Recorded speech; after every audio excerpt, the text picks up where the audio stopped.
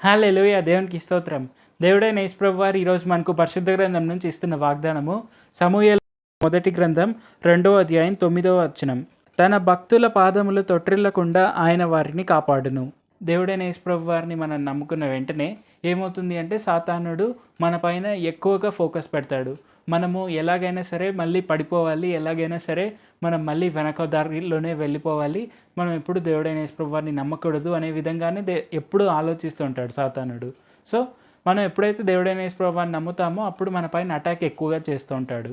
మనము నిజంగా ఇలాగ ఉంటే మనము దేవుడైన యేసు ప్రభువారిని నమ్ముతామా, లేదంటే మనము ఎక్కువగా డబ్బు ఆశ చూపించో, లేదంటే మన పైన ఎక్కువగా వేరే రకాల ఆశలు చూపించో, లేదంటే ఎక్కువగా మనము మత్తుకు అలవాటు పడిపోవడం అలాంటివి ఏదైనా చేసైనా కానీ మనము పడిపోయేలాగా ఉండాలి అనేది సాతానుడి కోరిక.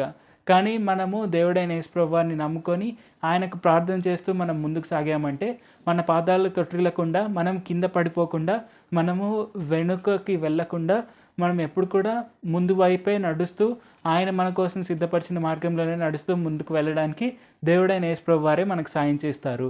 కాబట్టి మనం ప్రార్థన చేయడం అనేది మనకి ఎంతో ముఖ్యమైనది. ఈ విషయాన్ని మనం తప్పకుండా గుర్తుపెట్టుకుందాం. ప్రార్థన చేసుకుందాం.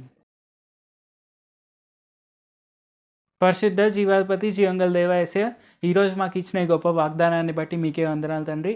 మేము ఎప్పుడైతే మిమ్మల్ని నమ్ముకుంటామో అప్పుడు సాతానుడు మమ్మల్ని ఎలాగైనా సరే వెనక మార్గానికి పంపించాలి, లేదంటే మేము కింద పడిపోవాలని కోరుకుంటూ ఉంటాడని మీరు మాకు హెచ్చరించినందుకు వందనాలు తండ్రి. మేము ఎప్పుడు మీ యందు విశ్వాసం కలిగి ఉండి తప్పకుండా మేము మీకు ప్రార్థన చేస్తే చాలు, మీరు మాకు ఖచ్చితంగా సాయం చేస్తారు. మేము కింద పడిపోకుండా, వెను మార్గం చూడకుండా ముందు వైపే చూస్తూ ముందుకు సాగేందుకు మీరు మాకు ఖచ్చితంగా ఎప్పుడు సాయం చేస్తారని తెలియపరిచినందుకు వందనాలు తండ్రి. దానికోసం మేము ఎప్పుడు ప్రార్థన చేయవారి వల్లే ఉండేందుకు సాయం చేయండి. మాలో ప్రార్థన ఆత్మను నింపండి తండ్రి. ఈ వాక్యం వింటున్న ప్రతి ఒక్కరు కూడా మిమ్మునే తమ నిజ రక్షకులుగా అంగీకరించి మీ అందే అపారమైన విశ్వాసం కలిగి ఉంటూ మీ వైపే చూస్తూ వారు కూడా ఎప్పుడు ప్రార్థన చేయవారి వల్లే ఉండేందుకు సాయం చేయండి.